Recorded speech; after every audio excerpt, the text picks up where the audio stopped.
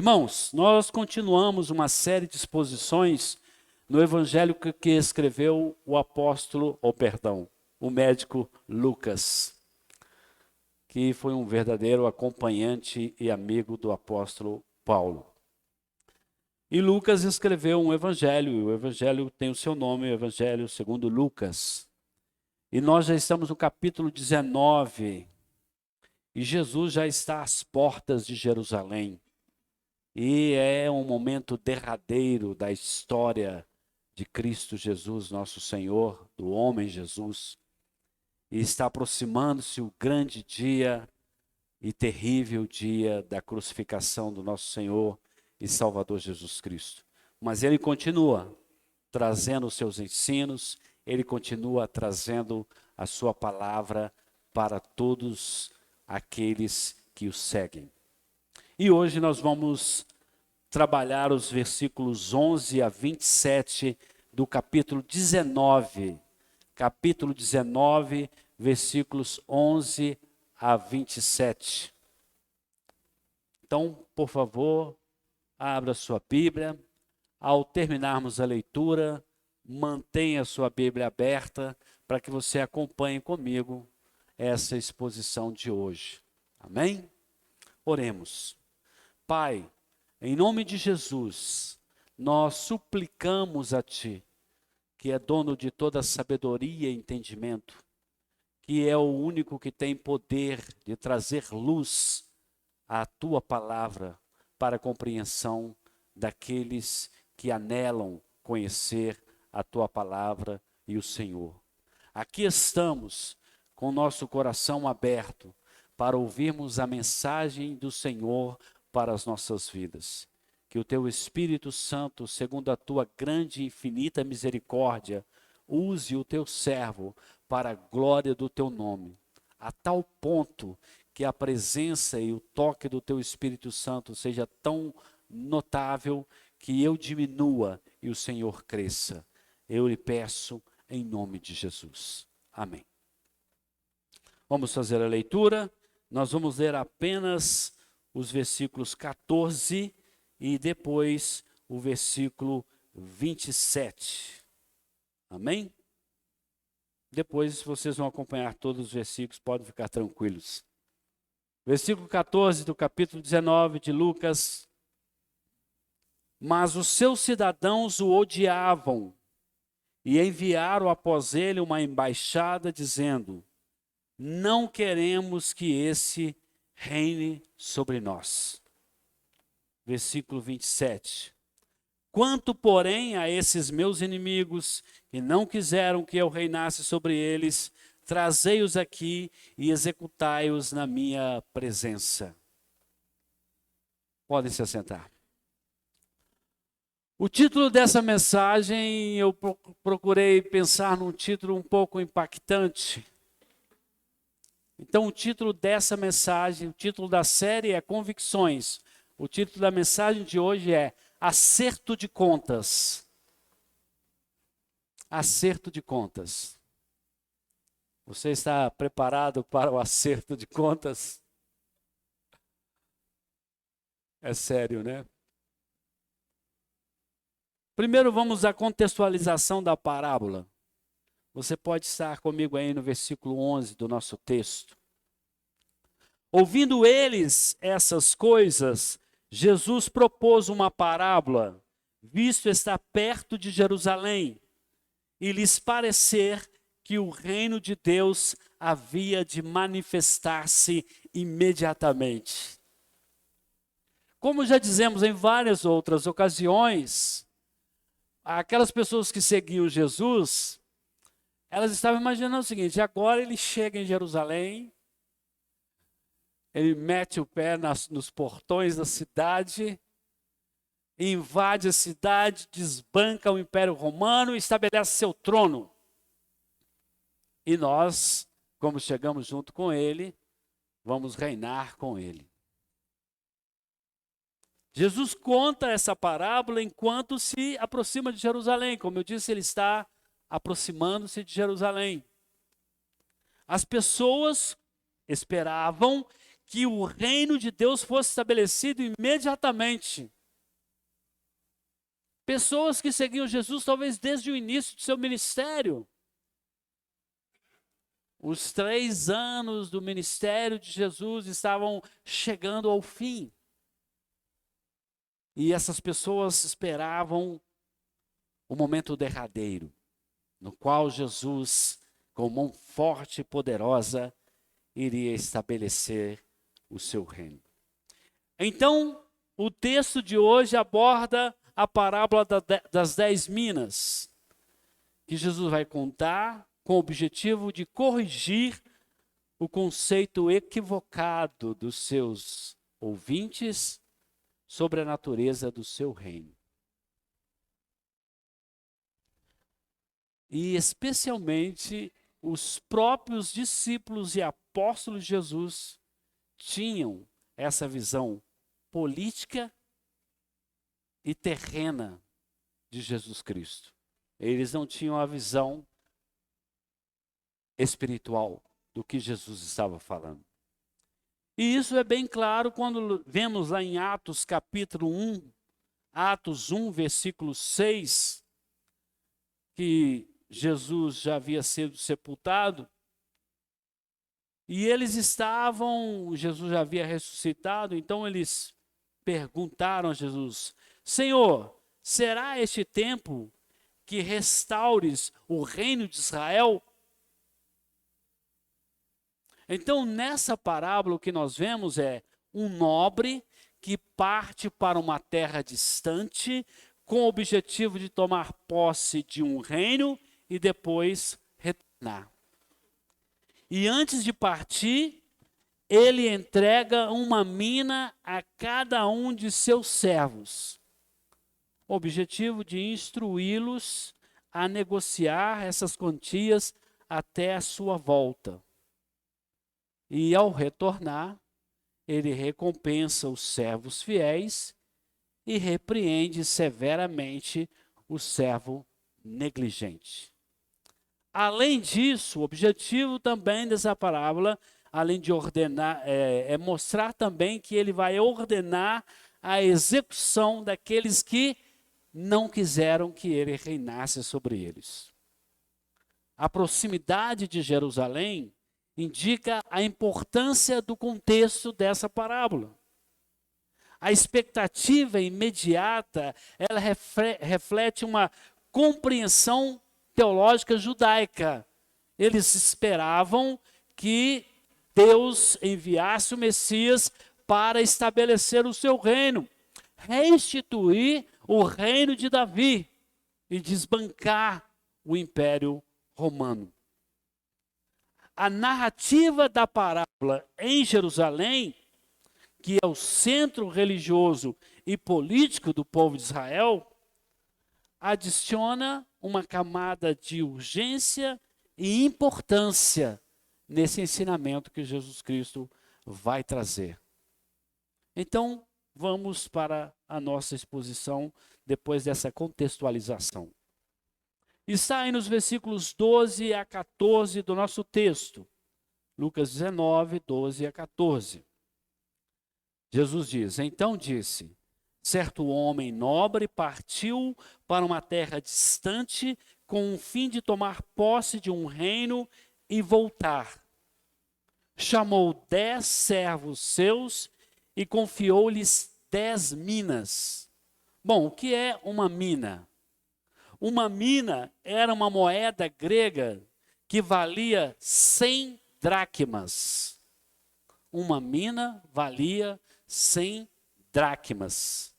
Sendo que a dracma era o preço de um trabalho de um dia de um trabalhador comum. Então, uma pessoa trabalhava por um dia para ganhar uma dracma. E uma mina vale 100 dracmas. Então, é um valor razoável que foi confiado a esses servos. E nesse texto, Jesus vai destacar 3 desses 10 servos. Mas cada um recebeu uma mina para fazer com que essa mina pudesse ser cuidada, granjeada, e nós vimos que Jesus continua. Ele diz assim: vai e negocie até que eu volte. Mas, o versículo 14 diz: os seus concidadãos o odiavam. Eles odiavam esse senhor. E eles enviaram uma embaixada dizendo: nós não queremos que este reine sobre nós. Então Jesus conta a história de um nobre que viaja para uma terra distante para receber um reino e seus concidadãos o rejeitam. O pastor Hernandes Dias Lopes, em seu comentário, ele fala algo interessante que pode ajudar a compreender um pouco o que Jesus está dizendo, o sentido dessa parábola. Ele diz o seguinte, que essa parábola de Jesus, ela tinha uma estreita ligação com um fator histórico muito conhecido dos ouvintes de Jesus, que é o seguinte: no ano 4 antes de Cristo, com a morte de Herodes, o Grande, o filho dele, Arquelau, ele foi a Roma para ser coroado rei da Judéia pelo imperador César Augusto. Porém, uma embaixada de judeus contrários ao governo dele foi a Roma protestar, dizendo: olha, que não queremos que Arquelau reine sobre nós. E aí o que o imperador fez? O imperador manteve Arquelau na Judéia, mas não lhe deu o título de rei. Nomeou apenas como um etnarca, que é uma espécie de um líder étnico. Então, percebem que Jesus está fazendo uma ligação com um fato conhecido de todos. O trabalho dos servos durante a ausência do Senhor, destacando a responsabilidade dada a eles e a hostilidade enfrentada pelo nobre, reflete eventos históricos conhecidos de todos, ou da maioria daqueles que seguiam Jesus. Então, o que nós percebemos aqui é que Jesus, ele tinha um grande conhecimento de muitas questões nas áreas da política, nas áreas da cultura, na natureza, em relação à natureza, coisas do cotidiano das pessoas, e ele usava todo esse conhecimento que ele tinha para trazer princípios eternos por meio de exemplos da vida cotidiana através das parábolas. Então, o nosso mestre, ele sabiamente usava todo o contexto à sua volta para trazer ensinamentos e princípios eternos. Então, o cristão precisa ser uma pessoa antenada e informada, porque as informações que ele tem de todas as coisas do mundo que ele vive podem ser instrumentos poderosos usados por Deus para alcançar as pessoas e levar o evangelho. O nobre dessa parábola representa Jesus. A partida e o retorno reflete aspectos relacionados à vinda do Messias. E as profecias referidas ao Messias e a rejeição dos líderes judeus religiosos.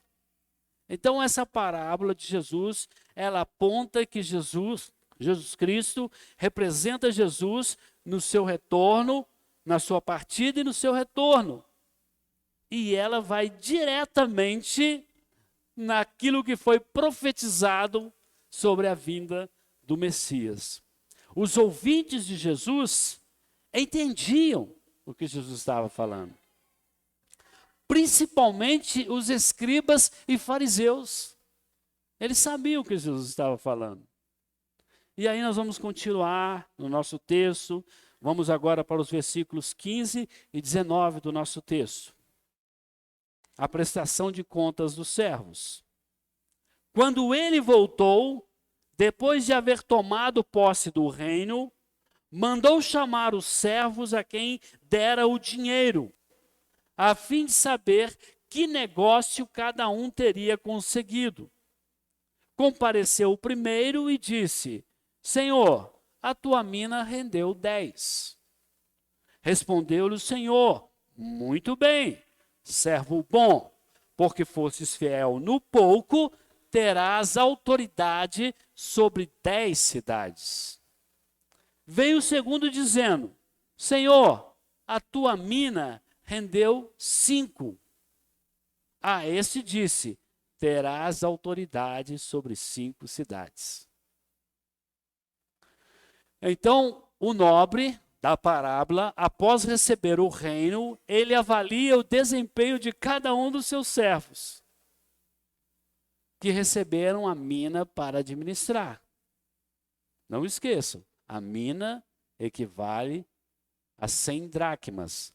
Uma dracma representa um dia de trabalho de um trabalhador comum. Então, Jesus vai receber agora o resultado do que os servos fizeram com a mina que receberam. A recompensa dos servos fiéis na volta do Senhor evidencia o quê? A fidelidade deles. Eles foram fiéis e também evidencia a recompensa que eles receberam pela sua fidelidade. Recompensa proporcional, que pode ser entendida como um apontamento para o julgamento divino. Eu uso aqui alguns autores, uns são americanos, outros são ingleses, outros são holandeses, outros são alemães. E em alguns momentos eu não sei se a pronúncia está correta. Então peço aos meus nobres mestres aí e os irmãos entendidos da língua, que se porventura eu fazer alguma pronúncia errada aqui, me ajudem nisso aí. Mas eu procuro aproximar-se o máximo da pronúncia. Então, Riley, ou Riley, R-Y-L-E, aplicando o ensino deste texto, diz que o dia em que o Senhor Jesus julgará todo o seu povo e recompensará a cada um segundo as suas obras. Segundo Riley, ele aponta para essa compreensão. Hendriksen, que é um teólogo holandês, ele diz que em sua gloriosa vinda, Jesus enaltecerá os servos fiéis e os galardoará em proporção ao grau de fidelidade que tiveram mostrado. Ele lhes dará a oportunidade de prestar serviço ainda maior no novo céu e na nova terra. Então, nesse sentido, a partir dessas informações que nós recebemos desses teólogos, nós percebemos que os servos do Senhor terão de dar conta daquilo que lhes foi confiado por Deus. Aqui não está em jogo a salvação das pessoas. O que está em jogo aqui é os galardões, a recompensa que cada um receberá. Por fim, meus irmãos, nós veremos o depoimento do servo inútil e as consequências da negligência dele. A parábola do servo inútil, que é a continuação desse mesmo texto, diz aí os versículos 20 a 27. Acompanhe comigo. Veio então outro dizendo: eis aqui, Senhor, a tua mina, que eu guardei embrulhada num lenço. Pois tive medo de ti, que és homem rigoroso, tiras o que não pusestes e ceifas o que não semeastes. Respondeu-lhe: servo mau, por tua própria boca te condenarei. Sabias que eu sou homem rigoroso, que tiro o que não pus e que ceifo o que não semeei? Por que não pusestes o meu dinheiro no banco? E então, na minha vida, o receberei com juros. E disse aos que o assistiam: tirai-lhe a mina e dai-a ao que tem as 10. Ponderaram: Senhor, ele já tem 10. Pois eu vos declaro, a todo o que tem, dar-se-lhe-á, mas ao que não tem, o que tem lhe será tirado. Quanto, porém, a esses meus inimigos, que não quiseram que eu reinasse sobre eles, trazei-os aqui e executai-os na minha presença. Agora, mais.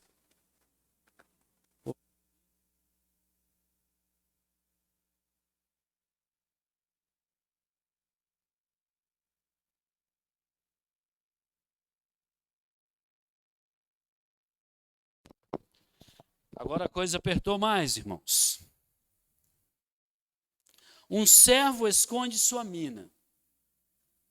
E esconde porque tem medo do seu senhor. Mas ele é repreendido. E a mina dele é dada a outro servo. A punição dos servos infiéis na volta do Senhor enfatiza o quê? A necessidade de fidelidade, irmãos. E o perigo da negligência no reino de Deus. E o destaque aqui é a condenação do servo infiel, devido à sua própria justificativa. A negligência do servo reflete uma compreensão equivocada da natureza de Deus. Ele via aquele nobre como uma pessoa que tirava onde não havia semeado, duro, um ditador, um senhor absoluto. E essa visão que ele tinha não era uma visão de alguém que amava, mas era alguém que, na realidade, tinha medo e não amor. Warren Wiersbe, ele diz que o problema do servo infiel é o conceito errado de seu senhor. Ele considerava o seu senhor um homem severo, um homem exigente e injusto, que não amava. Ele não amava o senhor dele. Ele tinha era medo do senhor dele. E, trazendo para a nossa vida, é triste quando um cristão é motivado por medo e não por uma fé amorosa. Não há nada que distorça e deforme mais a alma do que um conceito baixo e indigno de Deus. Nós podemos perceber que o conceito do servo é semelhante ao mesmo conceito daqueles que não queriam que o nobre reinasse sobre eles. Ele, sendo um servo a serviço do seu senhor, ele tinha o mesmo pensamento daqueles que não queriam se submeter ao reinado desse senhor. O verso 17 do nosso texto, ele é uma triste consequência para todos aqueles que rejeitam o Messias. E para todos aqueles, segundo o que nós compreendemos na teologia cristã, todos aqueles que, uma vez entregues e mortos em seus delitos e pecados, não se submetem ao Rei dos Reis e Senhor dos Senhores. Eles receberão o justo juízo no dia do Senhor. A severa punição dos inimigos na volta do Senhor, está no versículo 27 do nosso texto, mostra quais serão as consequências daqueles que rejeitam o senhorio de Cristo. E é uma aplicação clara para aqueles que se opunham a Jesus. Então, através dessa parábola, o que Jesus está ensinando? Ele está ensinando sobre a natureza do reino de Deus. Ele está ensinando sobre a responsabilidade dos servos deste reino. Ele está ensinando sobre a importância da fidelidade e sobre as consequências da rejeição. Ele está destacando a necessidade de uma compreensão correta de Deus. E ele está advertindo contra uma visão distorcida ou equivocada de sua natureza e de sua autoridade. Então, esses princípios nós percebemos aqui. Nós compreendemos o que Jesus está ensinando por meio desta parábola aos seus ouvintes. Ele está falando do seu reino, e não é um reino material, mas que é um reino que tem um rei, é um reino que tem um senhor, e é um reino que tem servos, que devem se submeter a esse senhor. É um reino que também há pessoas que o rejeitam e sofrerão as devidas consequências dessa rejeição. Mas há um reino também em que o servo infiel, ao dar contas ao seu senhor, vai sofrer as consequências da sua desobediência e infidelidade, da sua falta de buscar e procurar conhecer quem é o seu Senhor e a maneira correta de servi-lo. Vamos então a algumas aplicações práticas da mensagem de hoje. Em nosso contexto, ou seja, o momento em que nós vivemos aqui neste mundo como cristãos, há muitas verdades ensinadas por Jesus. E elas são fundamentais para a nossa vida. Por exemplo, a natureza do reino de Deus. Você, como cristão, sabe qual é a natureza do reino de Deus? Jesus inicia a parábola ao descrever um nobre que parte para uma terra distante com o propósito de tomar posse de um reino. E ao tomar posse desse reino, ele vai retornar. E a jornada deste nobre reflete a vinda de Jesus ao mundo para estabelecer o reino de Deus. Este reino não é terreno. Ele é espiritual, como Jesus ensinou. E ele vai voltar. Em Lucas 17, versículos 20 a 21, Jesus foi interrogado pelos judeus. Lucas 17, 20 a 21. Já passamos aqui por este capítulo. E quando Jesus é interrogado pelos fariseus sobre quando viria o reino de Deus, ele respondeu: não vem o reino de Deus com visível aparência. Nem dirão, ei-lo aqui ou lá está, porque o reino de Deus está dentro de vós. Então, aquela ideia que ao longo da história da humanidade, muitos tentaram implantar um reino de Deus aqui na terra, uma basileia, um reino de Deus aqui na terra. E tentaram fazer com que tudo girasse em torno daquilo que Deus estabeleceu numa terra, numa cidade, num local. Isso sempre foi frustrado. Porque o reino de Deus, ele está dentro do salvo. O reino de Deus está na vida do salvo. E este reino, ele é conhecido não pelo seu poder de armamento ou pelo seu poder territorial.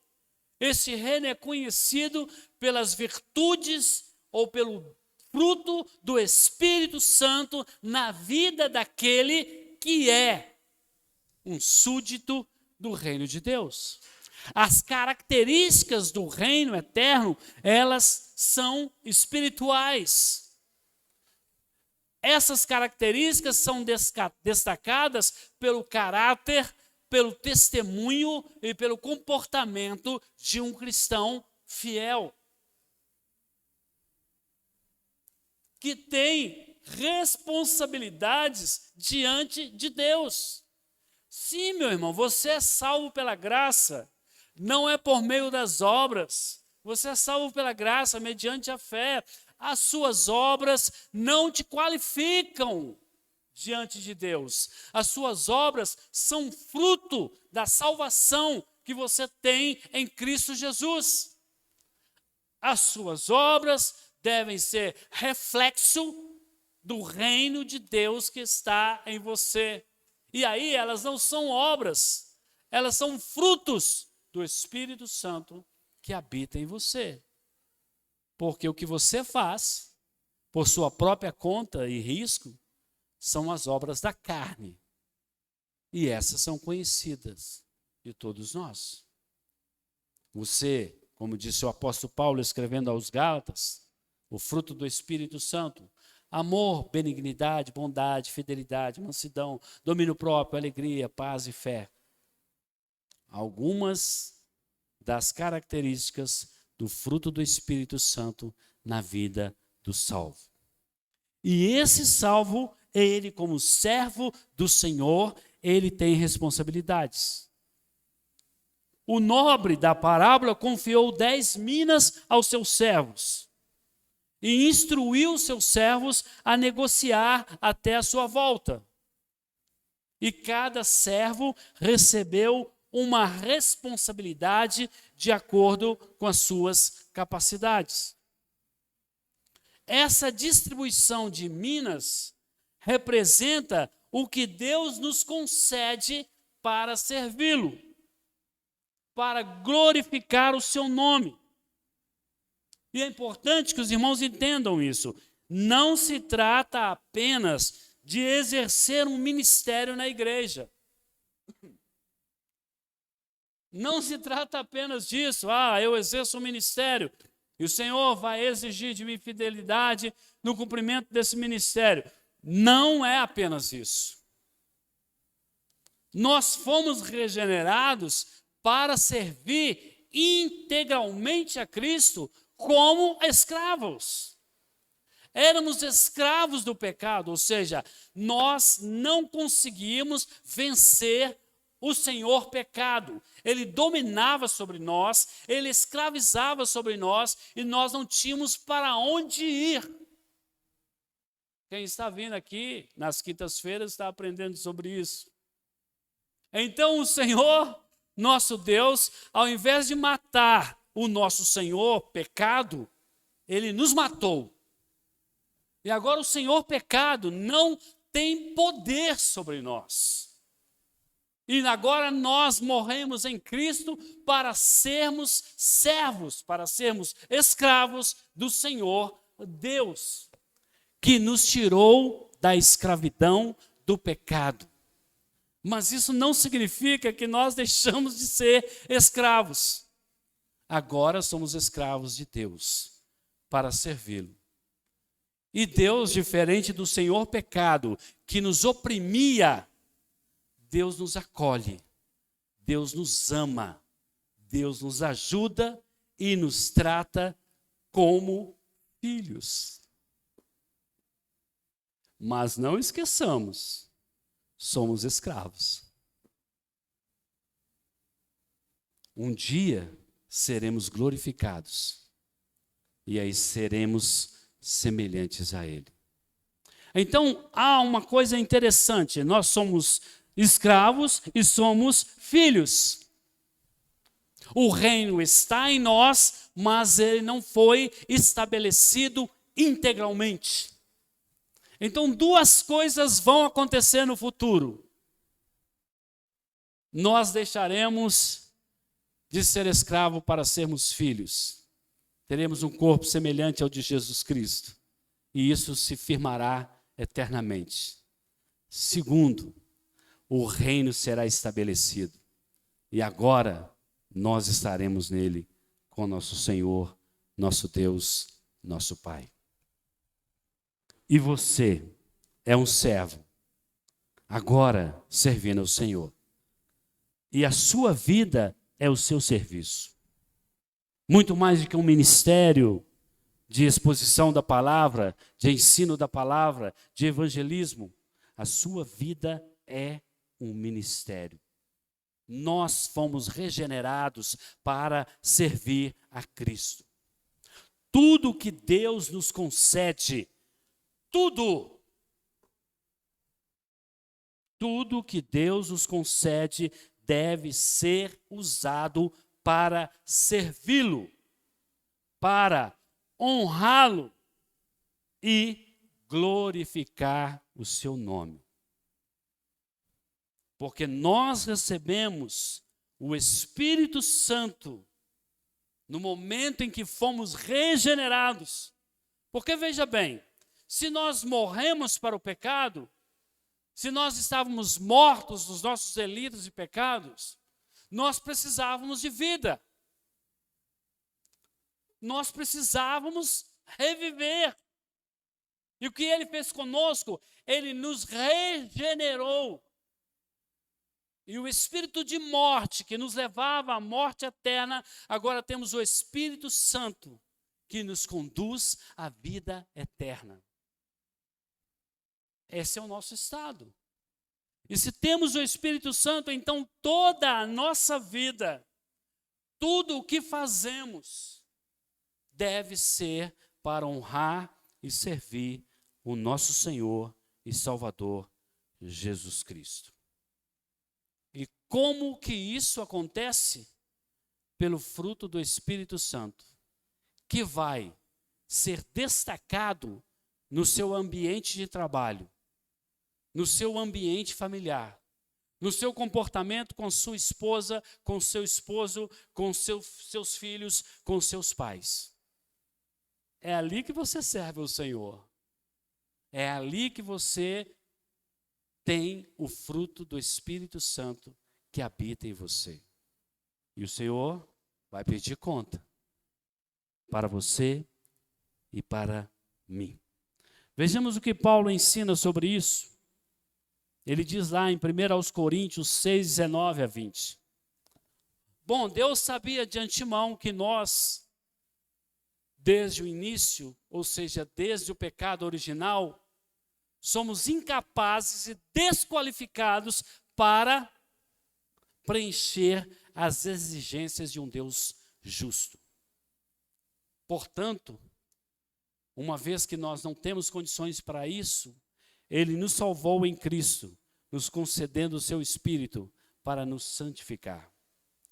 Escrevendo aos Coríntios, 1 Coríntios 6, 19 a 20, o apóstolo Paulo diz assim: acaso não sabeis que o vosso corpo é santuário do Espírito Santo que está em vós, o qual tendes da parte de Deus, e que não sois de vós mesmos? Porque fostes comprado por preço. Agora, pois, glorificai a Deus no vosso corpo. Essa é a sua missão, servo de Deus. Essa é a sua missão, escravo de Deus. Olha, parece que essa palavra é pesada e assustadora, né? Mas o que é um escravo? Um escravo é uma pessoa que não tem direito por si próprio. Ele vive totalmente dependente do seu senhor e o seu senhor tem total e absoluta autoridade sobre ele. Então, como escravos de Deus, nós devemos nos sujeitar totalmente ao Senhor e deixar que Ele dirija toda a nossa vida segundo a sua vontade. Mas você diz, eu não sou escravo de ninguém. E nem quero ser escravo de ninguém. Irmãos, não tem escapatória. Ou o homem é escravo do pecado para a morte, ou ele é escravo de Deus para a vida. Só que o pecado, ele oprime, mata e destrói o homem. Mas o escravo de Deus recebe vida e vida em abundância. Essa é a diferença. Então você sabe que ninguém está fora dessa situação.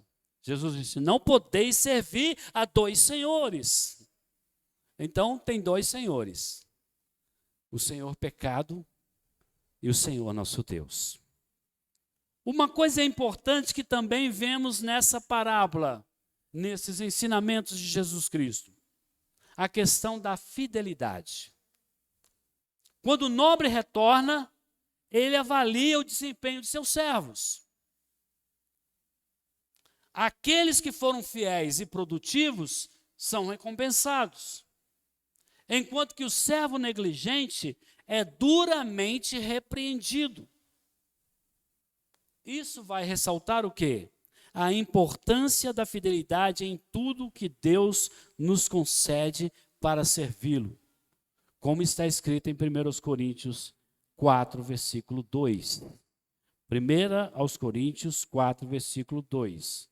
Ora, além disso, o que se requer nos despenseiros é que cada um deles seja encontrado fiel.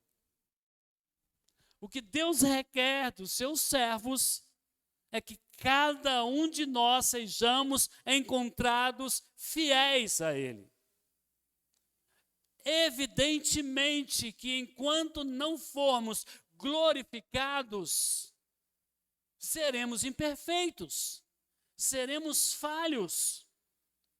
Mas, como servos de Deus, é-nos dada a responsabilidade de ser encontrado fiel.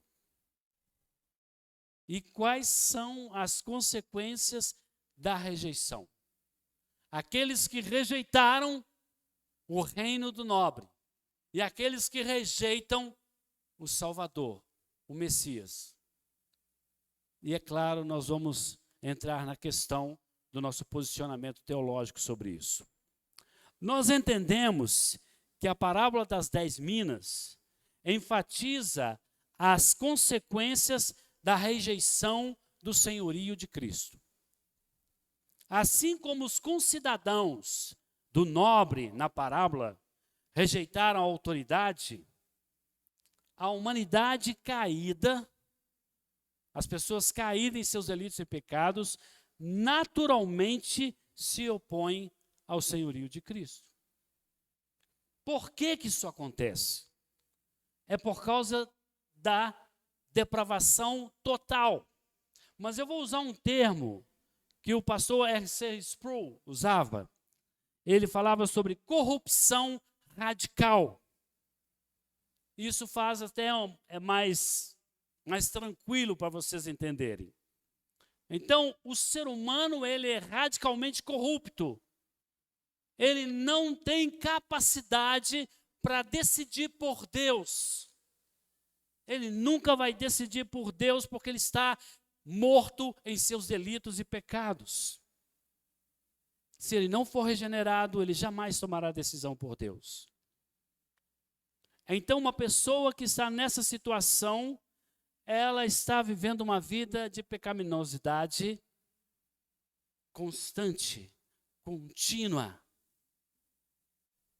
E a rejeição de Jesus como Senhor e Salvador, ela também é vista como um plano soberano de Deus.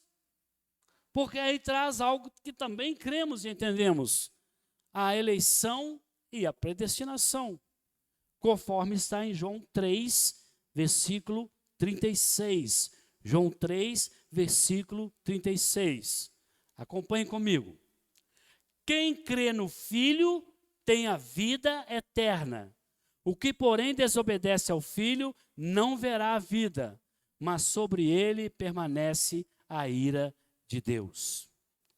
Alguns são predestinados para a vida eterna, enquanto outros são ignorados e deixados em seus pecados para a perdição eterna, de acordo com o decreto inescrutável de Deus.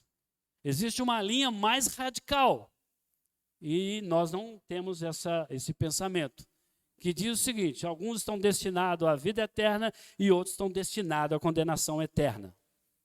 O que nós compreendemos que seria mais dentro de uma lógica é: alguns são destinados para a vida eterna e outros são entregues nos seus próprios delitos e pecados para a condenação eterna.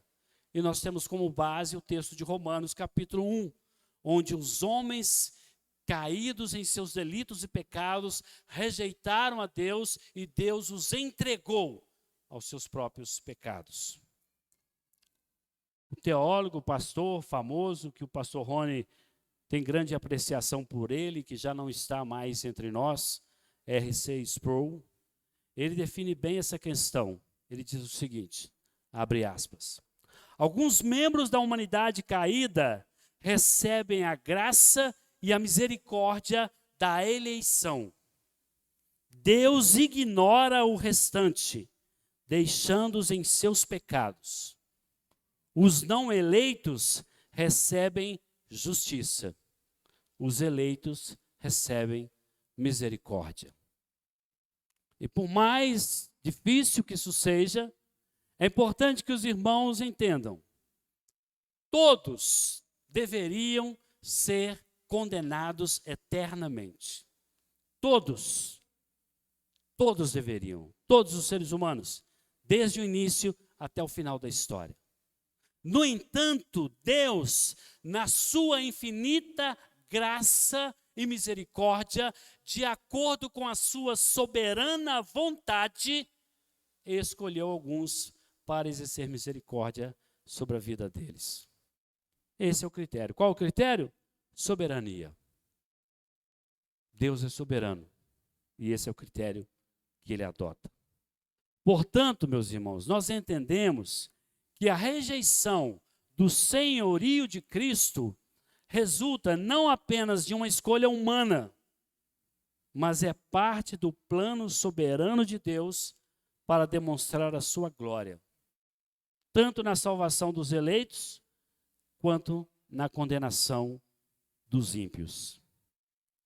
Essa abordagem, ela vai ressaltar o quê? A soberania absoluta de Deus na salvação e na rejeição.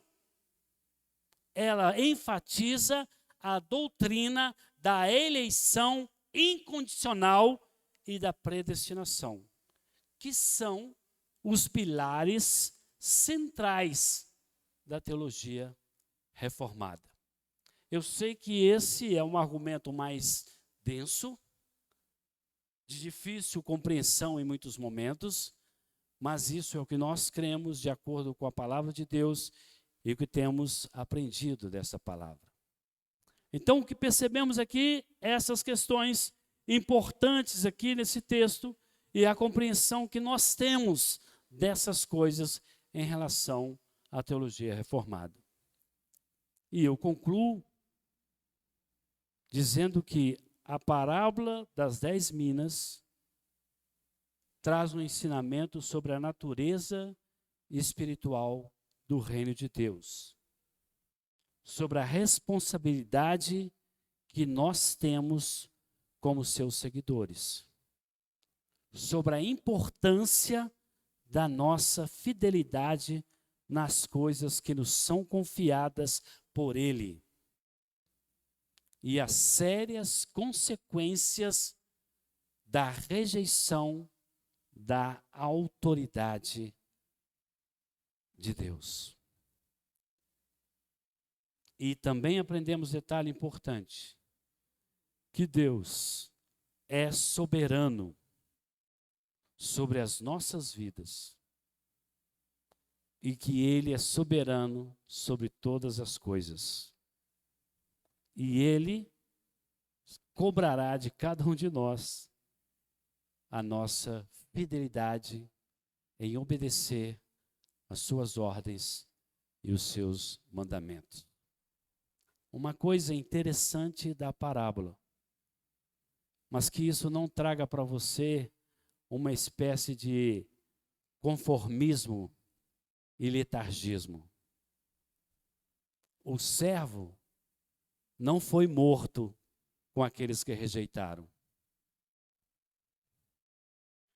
mas ele não foi recompensado pelo seu senhor, e até o que ele tinha lhe foi tirado.